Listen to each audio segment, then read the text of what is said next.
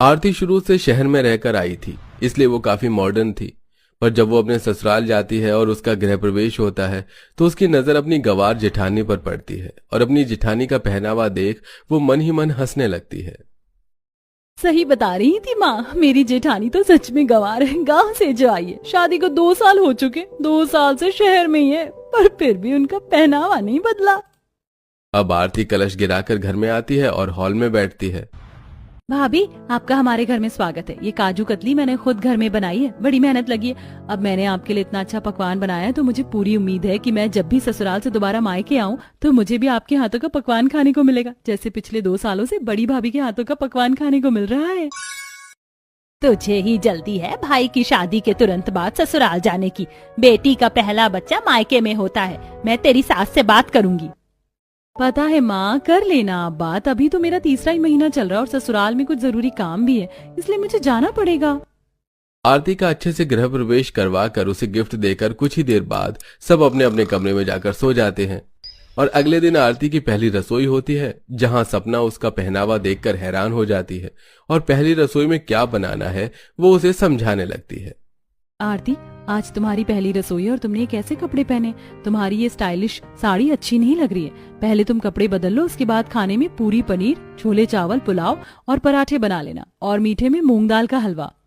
दीदी, आप गांव की रहने वाली हैं, आपको नहीं पता कि शहरी लोग क्या पहनते हैं। और ये खाना तो पिछले 2 साल से सब खाते आ रहे हैं, इसलिए मैं घर वालों को कुछ नया खिलाना चाहती हूँ। मैंने तो सोच लिया है, मैं आज घर वालों को सैंडविच, पास्ता, पिज्जा, ब्रेड, पकौड़े और फ्रूट चाट बनाकर खिलाऊंगी। और रही मेरे कपड़ों की बात, तो मेरे पास सारे ऐसे ही कपड़े हैं। यू नो व्हाट, मैं शहर में पली बड़ी हूँ, आपकी तरह गंवार नहीं हूँ, तो मुझे ड्रेसिंग सेंस मत सिखाओ। ससुराल में पहला दिन है और इसकी अकड़ तो देखो, बड़े छोटों का तो लिहाज ही नहीं है। कैसे मुझे गांव की गंवार और खुद को शहर की मॉडर्न बता रही है। इसका मॉडर्न पना तो मैं निकालूंगी। ये कभी भी मेरी बराबरी नहीं कर सकती, ना ही पकवान में और ना ही पहनावे में।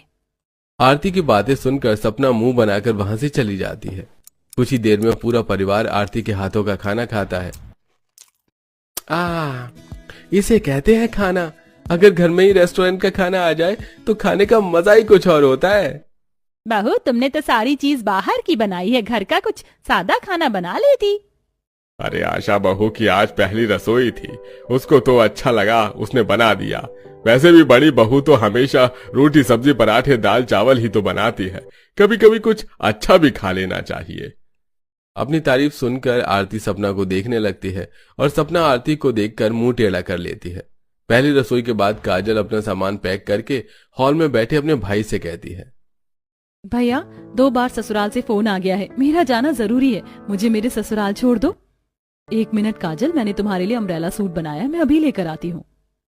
इतना बोलकर सपना अपनी नंद के लिए सूट लेने अपने कमरे में जाती है और ये देख जल्दी से आरती भी अपने कमरे में जाती है और अपने अलमीरा से अपना मॉडर्न ड्रेस लेकर बाहर आती है।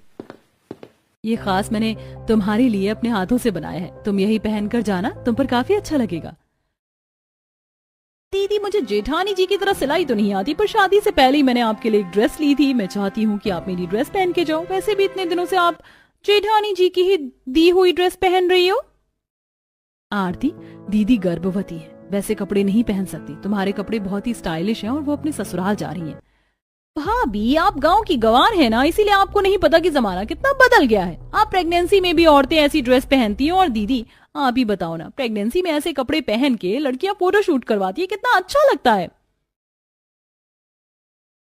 भाभी, आप दोनों ने मुझे बहुत प्यारी ड्रेस दी है, पर मुझे लेट हो रहा है, इसलिए फिर कभी मौका मिला तो आप दोनों की ही ड्रेस पहनकर यहाँ आऊंगी। अभी मैंने जो पहना है मुझे वही पहनकर जाने दीजिए, मैं ये दोनों लेकर जाती हूँ।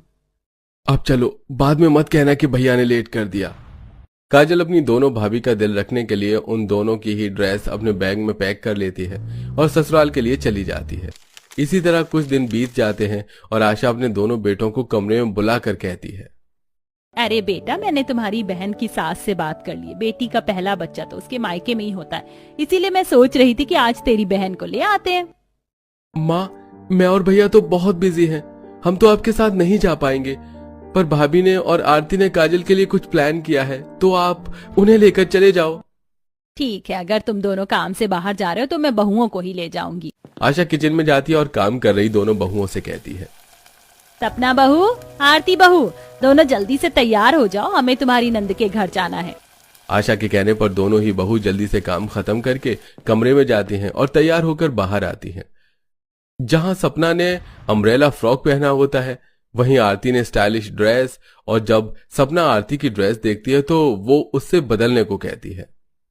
माँ जी देखे ना देवरानी जी ने कैसी ड्रेस पहनी है, आरती जाकर तुम अपनी ड्रेस बदल लो। क्या खराबी है इस ड्रेस में? जानती हो मैंने ये ड्रेस मॉल से खरीदी थी, तुम्हारी तरह नहीं। तुम इतनी कंजूस हो कि अपने लिए कुछ भी बनाकर पहन लेती हो, और जब कोई दूसरा अच्छे कपड़े पहनता है तो तुम्हें उससे जलन होती है। अरे बहू, तुम दोनों क्या बात को बढ़ा रही हो? तुम दोनों की ही ड्रेस बहुत अच्छी लग रही है। सपना बहू, रहने दे आरती बहू का जो दिल करे उसे पहनने दे। आज तक मैंने कभी किसी के पहनावे को लेकर कुछ बोला है क्या? आशा की ऐसी बातें सुनकर आरती के चेहरे पर खुशी आ जाती है और वो अपनी जेठानी को देखकर मुंह टेढ़ा करती हैं। कुछ ही देर में तीनों सास बहू काजल के ससुराल जाते हैं और बहुत जल्द काजल अपने मायके आती है। मायके आते ही एक तरफ रसोई में आरती ओट्स उपमा जैसी हेल्दी खाना बना रही होती है, तो वहीं क्योंकि अब काजल का 8वां महीना लग चुका था, इसलिए सपना भी उसके लिए काले बीन्स, एवोकाडो, ब्राउन चावल बनाती है। जमाना कितना ही क्यों ना बदल जाए, पर आप अपना गंवारपन नहीं छोड़ेंगी। नंद जी का 8वां महीना लग चुका है और आप उनके लिए वही पुराने तौर तरीके अपना रही हैं। जमाना कितना ही आगे क्यों ना बढ़ जाए, पर ये खाना कभी नुकसान नहीं पहुंचाता। और जो तुमने बनाया है ये तो आजकल के चोचले हैं, नई चीज ज्यादा दिन नहीं टिकती है। दोनों देवरानी जेठानी खाना बनाकर अब अपनी नंद के पास ले जाती हैं। काजल अपने कमरे में बैठकर अपनी दोनों भाभी का खाना खाती है और उन दोनों के ही खाने की काफी तारीफ करती है। भाभी, आप दोनों मेरा कितना ख्याल रखती हैं। मेरे लिए आप दोनों ने कितना पौष्टिक आहार बनाया है। दीदी आप ये खाइए, ये आपके और आपके होने वाले बच्चे के लिए ज्यादा फायदेमंद है। हाँ, आजकल के लोगों को ज्यादा अच्छे से पता होता है, पहले के लोगों को तो कुछ पता ही नहीं था। आप ही बताइए देवरानी जी, नंद जी के लिए क्या ज्यादा अच्छा है? तुम दोनों ने ही बहू अपने हिसाब से अच्छा खाना बनाया है। हाँ भाभी, मुझे तो आप दोनों के ही हाथ का खाना बहुत पसंद है। इस तरह काजल अपनी दोनों भाभी के हाथ का खाना खाती है। समय यूं ही गुजरता है और घर में काजल की गोद भराई की बातें चलती हैं। सब हॉल में बैठकर चाय नाश्ते के साथ बातें कर रहे थे। कुछ दिन में काजल का 9वां महीना लग जाएगा, अब हमें गोद भराई करवा लेनी चाहिए। वैसे तो 7वें महीने में होती, पर इसकी सास के अलग ही नखरे थे, करवाई ही नहीं। अगर ऐसी बात है तो आप एक बार काजल के ससुराल में बात कर लीजिए और मैं पंडित जी से बात कर लेता हूँ। उसी दिन आशा शांति से बात करती है और अगले दिन शांति बेटे के साथ आशा के घर जाती है। साथ में पंडित जी भी होते हैं जो गोद भराई का शुभ मुहूर्त देख रहे होते हैं। बहन, अगले हफ्ते बहुत अच्छा मुहूर्त निकला है बिटिया की गोद भराई का। फिर तो बढ़िया है, अगले हफ्ते हम दोनों भाई भी फ्री हैं। तो फिर ठीक है, मेरी बहू की गोद भराई अगले हफ्ते आप लोगों के घर पर फिक्स है। मेरी एक ही नंद है और पहली बार हमारे घर में गोद भराई की जा रही है। मैं तो बहुत खुश हूँ। माँ जी, आप गोद भराई की सारी जिम्मेदारी मुझे दे दो, मैं अपने हिसाब से सारे पकवान बनवाऊंगी। बनवाने क्यों, मैं तो खुद बनाऊंगी। और आप सभी के लिए ड्रेस भी। आप सभी को बाहर से ड्रेस लेने की जरूरत नहीं है, आखिर मुझे सिलाई आती है। दीदी हम 2 बहुएं हैं, आप ठहरी गांव की, आपको क्या पता शहर में गोद भराई कैसे की जाती है ना। इसीलिए माँ जी आप मुझ पर छोड़ दीजिए सारी जिम्मेदारी। हम सब बाहर जाकर शॉपिंग करेंगे और अच्छी यूनिक ड्रेस खरीदेंगे। और रही पकवान की बात, तो जब गोद भराई 2 परिवारों के बीच रखनी है तो सादा खाना क्यों रखना, कुछ खाना बाहर से मंगवा लेंगे, जैसे बिरयानी, फ्राइड राइस, नूडल्स, चाय पकौड़े, टोफू, पास्ता, फ्रेंच फ्राइज और पिज्जा। आरती, तुम्हारी तरह हर कोई मॉडर्न नहीं है, घर में बूढ़े बुजुर्ग भी हैं, उनके खाने का भी ध्यान रखो। और रही पहनावे की बात, तो जैसे कपड़े तुम पहनती हो हमारे पूरे घर में वैसे कपड़े कोई नहीं पहनता। एक बार फिर दोनों बहू के बीच पकवान और पहनावे के लिए बहस हो जाती है और दोनों अपने अपने पकवान और पहनावे को बढ़ावा देने लगते हैं, जिसे देख आशा को बहुत गुस्सा आता है और वो शांति के सामने बात संभालते हुए बोलती है। अरे तुम दोनों को छोटी सी बात पर बहस करने की जरूरत नहीं है। घर में हर तरह के लोग रहते हैं, हमारे कुछ रिश्तेदार गांव से आ रहे हैं और कुछ शहर से, तो तुम दोनों ही अपनी पसंद का पकवान बना भी सकती और मंगवा भी सकती। और रही ड्रेस की बात, तो जिस मेहमान को जो पसंद हो वो पहने, उनके पहनने उनके पहनावे की चिंता तुम मत करो, उन्हीं पर छोड़ दो। समधन जी, आपकी तो दोनों ही बहुएं बहुत समझदार हैं। काजल, अच्छा हुआ जो तुम अपने मायके आ गई, वरना तुम्हारी नंद तो तुम्हारा इतना ख्याल रख ही नहीं पाती। मैं भी देखती हूँ मेरे होते हुए गोद भराई पर क्या करती हैं दीदी। सबको मेरा ही पकवान और पहनावा पसंद आएगा। आने दो रात को अमित को, उनसे बात करूंगी। होगी ये शहरी मॉडर्न अपने लिए। मैं पिछले 2 साल से यहाँ रह रही हूँ, मैं सबकी पसंद नापसंद की रग रग से वाकिफ हूँ। यहाँ पर सभी को मेरे ही पकवान और मेरे ही हाथों की बनाई हुई ड्रेस पसंद आएगी। आशा अपनी दोनों ही बहू की बात मान लेती है और उन दोनों पर ही अपनी बेटी की गोद भराई की जिम्मेदारी छोड़ देती है। मगर शाम को जैसे ही अमित और सूरज अपने कमरे में सोने जाते हैं, दोनों ही अपनी पतियों से पैसे मांगती हैं। मुझे पूरे 50,000 रुपए चाहिए। मैं चाहती हूँ कि कपड़ों की शॉपिंग मैं सबकी करूँ। देखना, मैं माँ जी दीदी सबके लिए इतनी डिजाइनर कपड़े लूंगी कि जेठानी जी की आंख खोली की खुली रह जाएगी।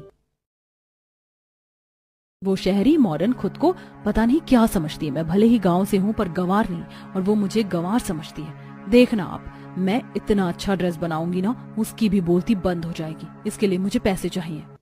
तुम दोनों अपनी लड़ाई में क्यों परिवार को परेशान कर रही हो? कोई पैसे नहीं मिलेंगे, मैंने माँ से बात कर ली है। हम सब कल शॉपिंग करने के लिए जाएंगे। जो तुम लोगों को जो पसंद हो वो वहीं से ले लेना। सूरज और अमित दोनों ही अपनी बीवी को पैसे देने से मना कर देते हैं और अगले दिन पूरा परिवार बाहर शॉपिंग करने के लिए जाता है, जहां सपना सिलाई के लिए कुछ प्लेन कपड़े, सुई धागा, लेस जैसी जरूरत की चीज लेती है, तो वहीं आरती सबसे कहती है, दीदी को जो सामान लेना था उन्होंने ले लिया, पर मैं चाहती हूँ कि अब हम ना शोरूम जाएं। पता नहीं दीदी कैसा ड्रेस बनाए और अकेले कितने लोगों के लिए कपड़े बनाएंगी वो। आशा बहन, मुझे लगता है आरती बहू बिल्कुल सही कह रही है। हाँ माँ, भाभी सही कह रही है, और मैं नहीं चाहती कि बड़ी भाभी पर कोई बर्डन पड़े।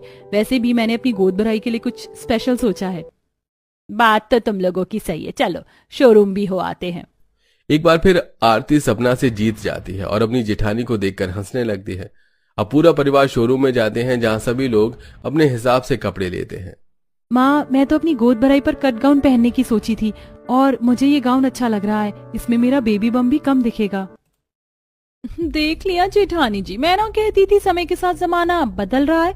माना कि दीदी ने जो गाउन पसंद किया है वो अभी के हिसाब से नहीं है, पर इतना भी ओल्ड फैशन नहीं है ये गाउन आज के जमाने के हिसाब से। नंद जी ने कितना प्यारा गाउन पसंद किया है गोद भराई के लिए, इसीलिए कहती हूँ अब आप भी खुद को बदल लो। काजल, जरा बताओ आरती को, मैं तुम्हारे लिए ऐसा ही गाउन बना रही थी, इसीलिए तुम्हें ये गाउन पसंद है। ऐसा गाउन पहनने का आइडिया भी मेरा ही था। सपना भाभी बिल्कुल सही कह रही है, वरना मैं तो साड़ी ही पहनने की सोच रही थी। मैं बहुत थक गई हूँ, अब हमें घर चलना चाहिए।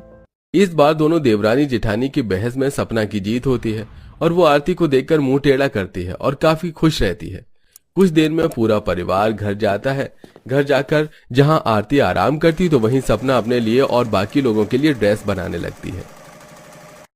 सपना, तुम थकती नहीं हो क्या? आधे ही सिलाई करने लगी। थक तो जाती हूँ, पर गोद भराई को ज्यादा समय भी तो नहीं रहा। मैंने तो अपने लिए लहंगा बना दिया है, पर घर आए मेहमानों को भी तो गिफ्ट देना होगा ना, इसीलिए सोच रही हूँ कुछ ड्रेस एक्स्ट्रा बना कर रख लो। अमित, जेठानी जी को तो सिलाई आती है गोद भराई में, तो वो खुद भी ड्रेस बनाकर दे देंगी नंद जी को, पर मेरा भी तो फर्ज बनता है ना कि मैं भी उन्हें कुछ दूं। आप फिर से मेरे साथ बाहर चलो, हम अभी नंद जी के लिए कोई प्यारी सी ड्रेस लेकर आएंगे। अच्छा ठीक है मेरी माँ, चलते हैं, 10 मिनट सांस तो लेने दो। आरती अपनी जेठानी के सामने हार नहीं मानना चाहती थी, इसलिए वो उसी वक्त अमित के साथ बाहर मॉल में जाती है और अपनी नंद के लिए एक फैंसी फ्रॉक गाउन लेकर घर आती है। देखते ही देखते कुछ दिन गुजर जाते हैं और गोद भराई का दिन आ जाता है। उस दिन काजल जो ड्रेस लाई थी वो उसे टाइट होती है, तो उसकी दोनों भाभियां उसको अपनी अपनी ड्रेस देती हैं और चली जाती हैं। क्योंकि ज्यादा मेहमानों को नहीं बुलाया था, इसलिए सपना खुद ससुराल में जाकर गोद भराई पर आए मेहमानों के लिए अपने हाथों से पकवान बनाती है। तो वहीं कुछ लड़कियों के साथ मिलकर आरती भी रसोई में मोमोज, नूडल्स और पास्ता बना रही होती है। छोटी भाभी, आप तो बड़ी टैलेंटेड है, शहर में पली बड़ी, इतनी मॉडर्न है, इतने खुले विचारों की है, फिर भी खाना बनाना जानती है। पता है बड़ी भाभी, शहरी लड़कियों को इतने अच्छे तरीके से खाना बनाना नहीं आता। आप बहुत खुशकिस्मत वाली हो जो आपको आरती भाभी जैसी देवरानी मिली। हाँ, तो आरती भाभी भी तो खुश नसीब है जो उन्हें इतनी अच्छी जेठानी मिली। ऐसी क्या चीज है जो बड़ी भाभी को नहीं आती? वो तो सिलाई करना भी जानती हैं। गांव में इतना स्कोप नहीं था, पर फिर भी कुछ नया सीखने में लगी रहती है। आरती भाभी, आप शहरी मॉडर्न है, अगर आप सपना भाभी को कुछ नया सिखाओगी तो वो बिल्कुल सीखेंगी। क्यों भाभी? कोशिश तो की थी मैंने पायल, पर ऐसी लगन अभी तक दीदी में मैंने देखी नहीं। देख तो तुम तब पाओगी ना जब अपना मॉडर्नपन दूसरों पर झाड़ना बंद करोगी। और आज जब शाम को गोद भराई होगी ना, तब तुम्हें दिख जाएगा कि मैं गांव की गवार नहीं, समय के साथ बदलना जानती हूँ, और कहाँ कैसे कपड़े और कैसे पकवान बनाना चाहिए ये भी तुमसे बेहतर तरीके से जानती हूँ। इस तरह दोनों देवरानी जेठानी घर आए मेहमानों के साथ खाना बनाती हैं और एक दूसरे को तंज कसती है। कुछ ही देर में सपना सारा खाना बनाकर तैयार कर देती है और अब भी आरती का कुछ खाना रहता है जिसे वो ऑर्डर करती है। घर में 50 मेहमान तो होंगे ही ना। अगर मैं 55 pizza, garlic bread, French fries order कर दूं तो कम नहीं पड़ेंगे ना। भाभी बच जाएगा पर कम नहीं पड़ेगा। और फिर बड़ी भाभी ने भी तो खाना बनाया। हमारे घर के बड़े बुजुर्ग तो घर का ही खाना पसंद करेंगे। मुस्कुराकर वो लड़की किचन से चली जाती है और आरती बाहर से कुछ खाना ऑर्डर करती है। देखते ही देखते शाम हो जाती है और दोनों देवरानी जिठानी एक दूसरे को सुनाते हुए लड़ते हुए पूरा घर सजाती हैं। और कुछ देर के बाद, बहुओं, घर में मेहमानों का आना शुरू हो गया है और तुम दोनों अभी तक तैयार नहीं हुई। जाकर जल्दी से तैयार हो जाओ। गोद भराई की रस्म शुरू होती होगी और तुम्हारी नंद भी तैयार हो चुकी है। क्या नंद जी भी तैयार हो चुकी हैं? रस्में शुरू होने वाली हैं। माँ जी, आप सिर्फ आधा घंटा दीजिए, मैं अभी तैयार होकर आती हूँ। दोनों देवरानी जिठानी सारा काम छोड़कर अपने अपने कमरे में तैयार होने के लिए जाती हैं। धीरे धीरे से मेहमान जमा हो जाते हैं और काजल भी तैयार होकर झूले पर बैठ जाती है। काजल, बहुत सुंदर लग रही हो इस ड्रेस में। आशा बहन, सभी मेहमान आ चुके। तुम्हारी बेटी भी झूले पर बैठ गई है गोद भराई के लिए। तुम्हारी बहुएं कहाँ हैं? बड़ी भाभी ने ये ड्रेस बनाई थी, अच्छी तो होगी। ये लीजिए आंटी जी, आपने मेरी भाभियों का नाम लिया और वो दोनों अपने अपने कमरे से आ गई। मेहमानों के पूछते ही दोनों देवरानी जिठानी एक साथ अपने अपने कमरे से बाहर निकलती हैं।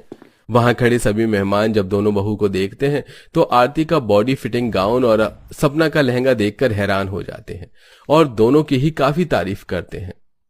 आशा बहन, बहू तुम लेकर आई हो, एक से बढ़कर एक। मुझे तो समझ ही नहीं आ रहा किसकी तारीफ करूं। दोनों की ही ड्रेस बहुत प्यारी और दोनों ही इसमें सुंदर भी लग रही हैं। मुझे तो समझ नहीं आता एक बहू के दिमाग में इतनी अच्छी ड्रेस का आइडिया कहाँ से आता है और दूसरी बहू की पसंद इतनी अच्छी कैसे हो सकती है कि दुकान और मॉल का सबसे अच्छा पीस उठाकर लाती है। बहू, अब मेरे भी घर की शादी में जब मैं शॉपिंग के लिए जाऊं तो तुम दोनों मेरे साथ चलना। बहन, बातें तो होती रहेंगी और रही आशा बहन की बहू की तो कोई उन्हें टक्कर नहीं दे सकता। चलिए अब गोद भराई की रस्म शुरू करते हैं। काजल को जिठानी की ड्रेस में देख आरती को गुस्सा आता है। कुछ ही देर में गोद भराई की रस्म शुरू होती है और एक एक करके सारी औरतें काजल के पास जाती हैं और उसके गोद में नारियल और शगुन का सामान देती हैं और कान में से एक अच्छी बात कहकर झूला झूला कर देती हैं। और जब आरती और सपना अपनी नंद की गोद भराई के लिए आगे बढ़ती हैं तो काजल अपनी दोनों भाभियों से कहती है, आप दोनों भले ही नॉर्थ और साउथ की तरह दो अलग दिशा में रहती हैं, आपकी पसंद और सोच भी काफी अलग है, पर फिर भी देखिए आप दोनों ही एक दूसरे को टक्कर नहीं दे पाई। यहाँ मैं तो क्या, कोई भी ये फैसला नहीं कर पा रहा है कि किसकी ड्रेस अच्छी है और कौन सबसे ज्यादा सुंदर लग रहा है। अब तो आप दोनों को भी मान लेना चाहिए कि आप दोनों ही एक दूसरे से अलग हैं और बेस्ट हैं। ऐसा पहली बार होता है कि दोनों देवरानी जिठानी एक साथ अपनी तारीफें सुनती हैं, जिस वजह से वो एक दूसरे को ताने नहीं देती। कुछ ही देर में सभी मेहमान हॉल में आते हैं जहां वो देखते हैं कि एक टेबल पर शाही पकवान रखे थे। गुलाब जामुन, खीर, रसमलाई, पनीर टिक्का, नान, छोले पूरी, वेज बिरयानी से लेकर ड्रिंक्स में 5 तरह के शरबत भी थे। वहीं दूसरी साइड टेबल पर Manchurian, pizza, sandwich, garlic bread, masala Maggi, burger, noodles और 10 तरह की ड्रिंक्स थी। और ये सब देख सब काफी हैरान थे और खाना खा लेते हैं। फिर साइड में लगी टेबल्स पर बैठकर खाते हैं। बड़े बुजुर्ग सपना का बनाया हुआ खाना खाते हैं तो वहीं जवान बच्चे आरती का बनाया हुआ खाना खाते हैं। तुम्हारे तो भाग्य खुल गए, इतनी समझदार बहुएं पाकर। काश की इतनी समझदार बहू मुझे मिल पाती। तुम्हारी दोनों बहू ने इस बात का बहुत अच्छे से ख्याल रखा कि जवान बच्चे और बूढ़ों को क्या खाने में पसंद है। बहन, मैंने तो बस अपनी बहू पर गोद भराई की जिम्मेदारी छोड़ दी थी। मुझे खुद नहीं पता था कि मेरी दोनों बहुएं इतना सब कुछ कर दिखाएंगी। उनके पकवान और पहनावे का सच में कोई मुकाबला नहीं। आप सभी को हमारे हाथ का खाना पसंद आया, हमारे लिए तो यही बड़ी बात है। सही कहा दीदी आपने, समय कितना ही क्यों ना बदल जाए पर कुछ चीज कभी नहीं बदलती। पहली बार आरती ने सपना से इतने प्यार से बात की थी। ये देखकर अब सपना भी उससे काफी प्यार से बात करती है। कुछ ही देर में गोद भराई खत्म हो जाती है और अगले दिन दोनों देवरानी जिठानी एक साथ खाना बनाने की कोशिश करती हैं। तो वहीं जब सपना सिलाई कर रही होती है तो आरती उसका मजाक न बनाकर उसे नए आइडियाज देती है।